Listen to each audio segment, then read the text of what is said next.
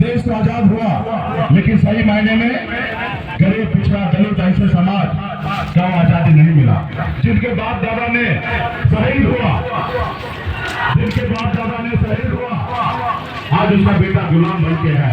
और जिसका पूर्वज अंग्रेज का गुलाम था, आज वो हिंदुस्तान आजाद हिंदुस्तान में आज माइक भर के बैठा है। साथियों, इसके लिए हम सभी को संघर्ष करना है, लड़ाई लड़ना है और इस संसार में सर उठा के जीना है। तो दो काम करना है। एक काम, एक रोटी कम खाइए, अपने हर जरूरत को कम कीजिए, लेकिन अपने बच्चे को पढ़ाइए, लिखाइए, काबिल बनाइए। जब तक आपका समाज पढ़ा लिखा नहीं होगा, जब तक आपका समाज पढ़ेंगे लिखेंगे नहीं, तब तक आगे नहीं बढ़ेगा। जब ब्रिटिश आया था, अंग्रेज आया था, इस धरती पर उसका अधिकार था और उसने जमीन उन्हीं को दिया था जो खेत में मजदूरी करता था, खेत में किसान बन के रहता था। आज उन्हीं को जमीन दिया और अंग्रेज जाने के बाद ये जमीन आज आपके पास है? नहीं है। क्यों नहीं है? क्योंकि उन लोग जो अंग्रेज का गुलामी करता था, आपके दादा से, आपके पूर्वज से हम उठा ले लिया, लिखा लिया, ये जमीन का मालिक हम है। क्यों? क्योंकि आपका समाज शिक्षित नहीं था, पढ़ा लिखा नहीं था। और जिसका कारण है कि आज जमीन पर, इस धरती पर सिर्फ 15% अधिकार पिछड़ा दलित और पिछड़ा तमाम पिछड़े लोगों का है और 85% एक वर्ग के लोगों का मालिक बन गया है। तो इसके लिए साथी समझना पड़ेगा।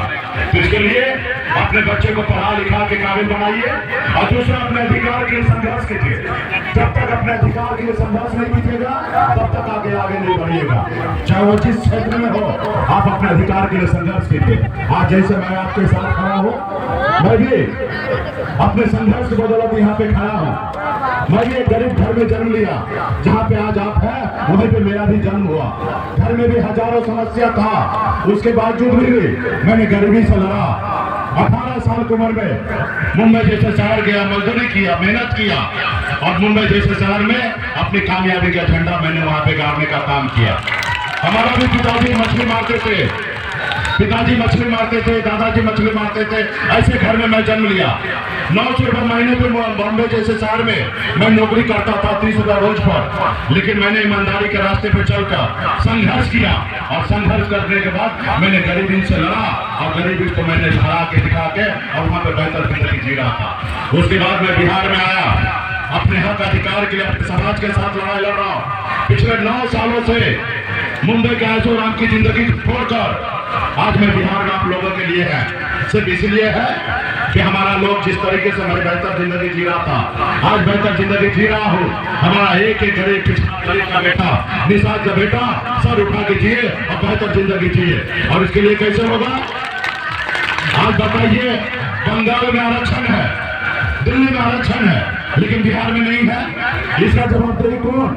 इसका दोषी कौन? इसका दोषी वो लोग जो सरकार में था और या वो दोषी वो है जो आज सरकार में है।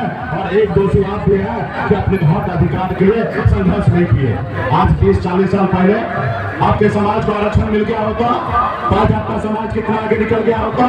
आपके समाज में कलेक्टर होता, BDO होता, SDO होता, SP होता, दरोगा होता, डॉक्टर होता, लेकिन नहीं लड़ाई